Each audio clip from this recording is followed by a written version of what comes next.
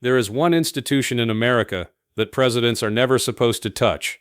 One body that exists specifically to be free from political pressure, free from the White House, free from election cycles, free from the personal financial interests of whoever happens to be sitting in the Oval Office. The Federal Reserve. For over a century, that independence has been the foundation of the American economy. It is why investors trust the dollar. It is why interest rates are set by economists, not politicians. It is why the United States dollar remains the world's reserve currency. And in January of 2026, the Trump administration did something no administration in American history had ever done. It opened a criminal investigation into the sitting chair of the Federal Reserve. Not for corruption, not for fraud, not for any crime that had anything to do with monetary policy, for a building renovation. This is hidden agenda. And this is the story of what happens when the most powerful office in the world decides it wants to control the one institution it was never supposed to control. Here is what actually happened. The Federal Reserve's Washington headquarters has been undergoing a major renovation project, a multi-billion-dollar overhaul that had experienced significant cost overruns. Trump began publicly criticizing those cost overruns in the summer of 2020. Powell, who the Fed's Inspector General had already been asked to review the project, responded by pointing out that the criticism was being directed at a normal infrastructure project that every major central bank in the world maintains. Then in November 2025, federal prosecutors in Washington, D.C., opened a criminal investigation into Powell. The investigation was approved by U.S. Attorney Jeanine Pirro, yes, the same Jeanine Pirro from Fox News, now installed as the top federal prosecutor in the nation's capital. The stated reason: whether Powell had made false or misleading statements to Congress about the scope and cost of the renovation. But from the beginning, almost nobody believed that was the real reason. Because at the same time the investigation was opened, Trump had been publicly attacking Powell for months, calling him incompetent, threatening to remove him from office, demanding that the Fed cut interest rates faster and deeper than Powell and his colleagues believed the economic data justified. The renovation was the legal hook. The interest rates were the actual target. Powell said so directly. In a video statement released in January 2026, he called the investigation unprecedented. He said it was a pretext, and he said something that no central bank chair had ever had to say to an American president. This is not about a building. This is about whether the Fed will be able to continue to set interest rates based on evidence and economic analysis, or based on political demands. To understand why this matters, you need to understand what the Federal Reserve actually does, and why its independence is not a bureaucratic formality. It is the structural foundation of the American economy. The Fed sets interest rates. When rates go up, borrowing gets more expensive. Mortgages cost more. Car loans cost more. Credit cards charge more. Businesses slow their hiring. Inflation comes down. When rates go down, the opposite happens. Money flows more freely. Spending increases. Sometimes inflation rises again. This is not politics. This is economic physics. The Fed's entire reason for existing independently is that interest rate decisions are supposed to be made based on economic data, not on what is politically convenient for the president. A president always wants lower rates.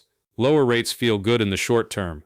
The economy heats up, people spend money, approval ratings can rise, but they can also fuel inflation that destroys household purchasing power for years. The independence of the Federal Reserve is the mechanism that protects ordinary Americans from a president who might sacrifice long-term economic health for short-term political gain. Every serious economist, left, right, and center, understands this. Every major central bank in the developed world operates under the same principle, and every market in the world watches the Fed's independence as a signal of American economic stability. When Trump began threatening Powell, when the criminal investigation was opened, markets noticed.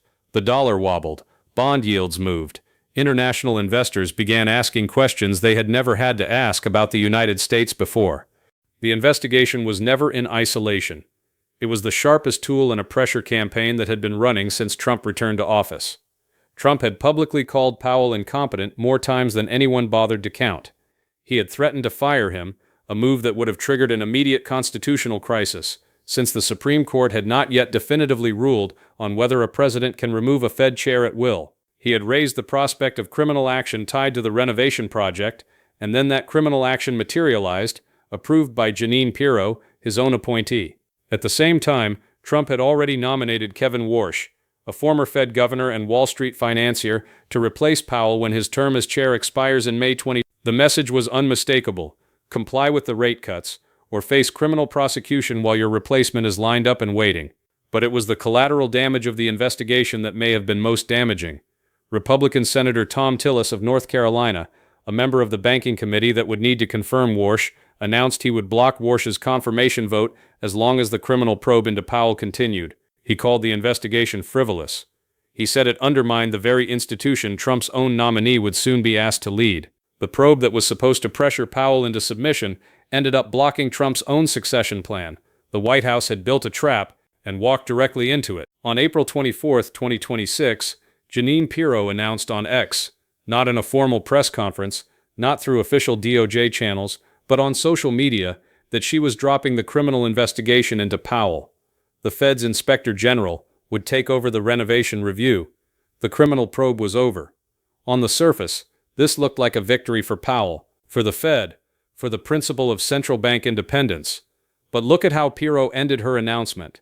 She wrote, "Note well, however, that I will not hesitate to restart a criminal investigation should the facts warrant. That is not a clean closure. That is a warning. That is a sword held above the head of the Fed chair, sheathed for now, but not surrendered." Democratic Senator Elizabeth Warren made exactly this point. She said the DOJ had not dropped the probe. It had merely suspended it. The threat remained, and the threat had already done its damage. For 4 months, from January to April 2026, the world's most important central bank operated under the shadow of a criminal investigation approved by the president's own political appointee. Markets had been disrupted.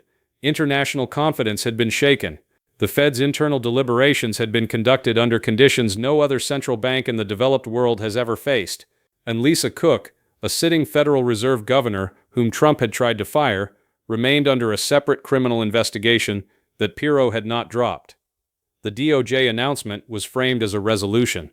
It was actually a demonstration of exactly how the pressure had worked, and a reminder that it could be applied again at any time. Jerome Powell's term as Fed chair expires in May 2026. Kevin Warsh, Trump's chosen replacement, is now moving through Senate confirmation. Senator Tillis, who had blocked the vote while the criminal probe ran, has said he will vote to confirm Warsh now that the investigation is closed. The votes appear to be there, and when Warsh takes the chair, Trump will have something he has wanted since the moment he returned to office: a Federal Reserve led by someone he chose, someone he trusts, someone who will be under extraordinary political pressure to deliver the rate cuts Trump has been demanding. The question is what Warsh will do with that pressure. He has said the right things publicly. He has spoken about the importance of Fed independence. He has signaled that he understands the institution he is about to lead, but he will walk into that chair knowing exactly what the Trump administration did to the man who held it before him. He will know that the DOJ investigation was not truly dropped, it was suspended with a threat of revival. He will know that Lisa Cook remains under criminal probe. He will know that the model has been established: cooperate with the president's rate preferences, or face consequences. That is the hidden agenda that no official announcement ever stated. That is the architecture of institutional capture, not through legislation, not through constitutional amendment, but through threat, investigation, and replacement. And if it works, if the Federal Reserve begins setting interest rates with one eye on the economic data and one eye on the White House, the damage to American economic credibility will not be measured in months, it will be measured in decades. The criminal investigation into Jerome Powell was dropped, the headlines moved on. But 3 things remain. Lisa Cook, a sitting Federal Reserve governor, is still under criminal probe. Jeanine Pirro has explicitly threatened to restart the Powell investigation if she decides the facts warrant it. And Kevin Warsh is about to take the chair of the most powerful financial institution in the world, installed by the same president who just spent 4 months using a criminal investigation to pressure his predecessor. The Federal Reserve has survived 100 years of economic crises. It survived the Great Depression, the stagflation of the 1970s, the 2008 financial collapse. It was built to survive those things. It was not built to survive a president who uses criminal prosecution as a lever to bend monetary policy to his political will. That is not a financial crisis. That is something new. And if it works, if the precedent holds, every future president will know that the playbook exists, that the Fed can be pressured, that its chair can be investigated, threatened, and replaced by someone more compliant.